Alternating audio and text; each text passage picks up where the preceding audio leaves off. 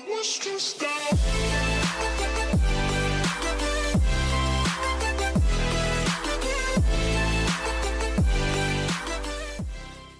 Baik, bismillahirrahmanirrahim. Assalamualaikum warahmatullahi wabarakatuh dan salam sejahtera untuk kita semuanya.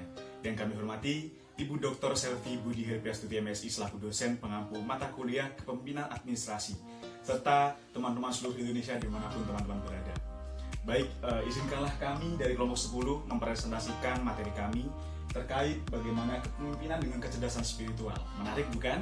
Nah, namun sebelumnya ada pepatah yang mengatakan bahwasanya tak kenal maka tak sayang. Oleh sebab itu, izinkanlah saya memperkenalkan dari anggota kelompok saya yang terdiri dari saya sendiri, Muhammad Rafi, yang akan mempresentasikan bagaimana penjelasan atau definisi mengenai kecerdasan spiritual. Kemudian ada rekan saya yang kedua, yaitu atas nama Wahyu Kurniawan Permadi, yang akan nantinya menjelaskan terkait bagaimana contoh-contoh apa saja terkait kepemimpinan dengan kecerdasan spiritual. Kemudian juga ada rekan saya satu lagi bernama Regita Elvarianti Anandari yang akan memberikan kesimpulan dari topik atau materi yang kita bahas pada kesempatan kali ini. Teman semuanya, tanpa menunggu lama lagi, langsung saja saya akan menjelaskan pengertian atau definisi terkait kecerdasan spiritual itu sendiri. Mungkin teman-teman di rumah tidak asing, bahkan familiar dengan kecerdasan spiritual. Namun pada kesempatan kali ini saya akan menjelaskan kembali dan mengulik kembali bagaimana kecerdasan spiritual ini, sehingga teman-teman di rumah dapat memahaminya lagi. Baik, apa sih kecerdasan spiritual itu? Dalam hal ini, kecerdasan spiritual merupakan kemampuan potensial yang dimiliki oleh setiap manusia atau individu, sehingga dengan kemampuan ini ia mampu mengarahkan, menyadari dan menentukan dari makna, nilai, moral serta cinta kepada kekuatan yang lebih besar, yang dalam ini yaitu Tuhan Yang Maha Kuasa, serta kepada sesama makhluk, yaitu sesama manusia. Nah, sehingga dapat dikatakan bahwasanya kecerdasan spiritual ini lebih mengarah kepada bagaimana hubungan manusia dengan Sang Pencipta, yaitu Tuhan Yang Maha Kuasa, serta kepada sesama manusia, seperti itu. Nah, di sisi lain, terdapat pengertian atau definisi terkait kecerdasan spiritual yang dalam ini disampaikan oleh para ahli, salah satunya yaitu Stephen R. Covey, yang menyatakan atau menjelaskan bahwasanya kecerdasan spiritual itu merupakan pusat paling mendasar di antara kecerdasan yang lain, karena dia menjadi sumber bimbingan bagi kecerdasan lainnya. Nah, kecerdasan spiritual ini juga mewakili kerinduan akan makna dan hubungan dengan yang tak terbatas, yaitu Tuhan Yang Maha Kuasa. Seperti itu. Nah, selanjutnya akan dijelaskan terkait apa saja contoh-contoh kecerdasan spiritual, khususnya dalam konteks kepemimpinan, yang akan dijelaskan oleh teman saya, Wahyu. Terima kasih. Nah, di sini merupakan contoh kepemimpinan dengan kecerdasan spiritual. Yang pertama, yakni seorang pemimpin yang ingin mendapatkan sesuatu dalam karir kepemimpinannya, yang dimana ia melakukan ikhtiar dan juga tak lupa bertawakal kepada Tuhan Yang Maha Esa.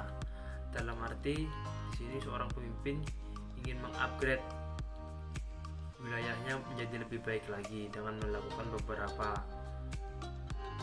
usaha-usaha yang ada, atau berikhtiar dengan membuat inovasi baru, membuat ide-ide baru dan segala macam. Dan tetapi hal tersebut tidak menyebabkan seorang pemimpin tersebut lupa akan kebesaran Tuhan Yang Maha Esa. Karena Tuhan Yang Maha Esa, seorang pemimpin tersebut dapat mengeluarkan ide-ide yang ada di otaknya dan juga merealisasikannya sehingga terdapat hal pencapaian lebih di era karir kepemimpinannya. Kemudian yang kedua, seorang pemimpin yang jujur, amanah, dan tanggung jawab. Nah, dalam arti di sini, jika seorang pemimpin jujur, maka ke bawahnya itu juga tetap jujur. Karena seorang pemimpin tersebut telah menggalakkan sifat jujur, sehingga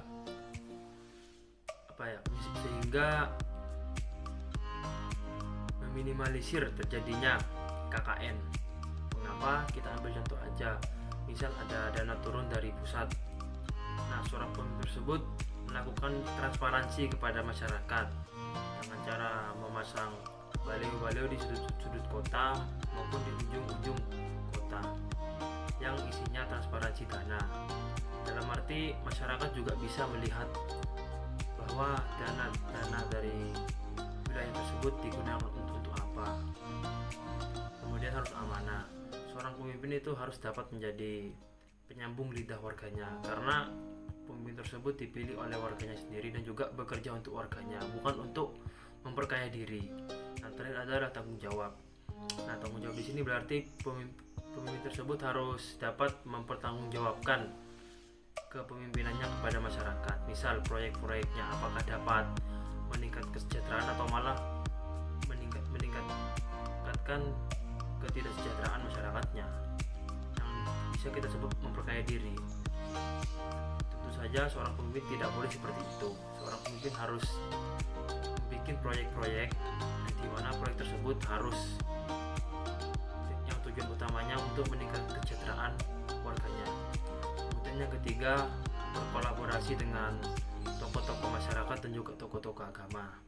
Nah, di sini dalam arti pemimpin tersebut yang harus tetap bekerja sama antara tokoh masyarakat dan juga tokoh agama, karena banyak masyarakat itu menyampaikan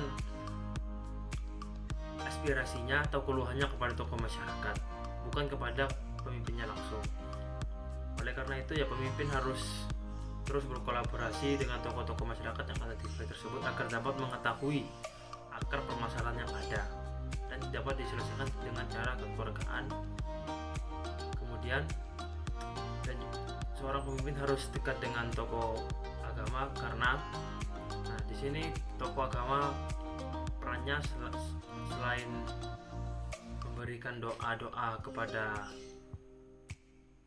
wilayahnya, dan juga tokoh agama itu juga dapat menjadi agen of pengawas pemerintahannya bersama tokoh masyarakat.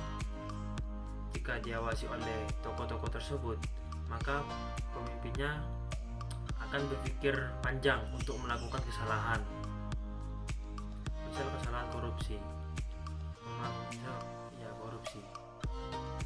karena pemimpin tersebut telah tak ada rasa takut untuk melakukan korupsi, karena kita bekerja untuk rakyat dan juga telah diawasi oleh tokoh-tokoh masyarakat dan juga tokoh-tokoh agama. Selanjutnya, saya akan membahas mengenai kesimpulan dari kecerdasan spiritual.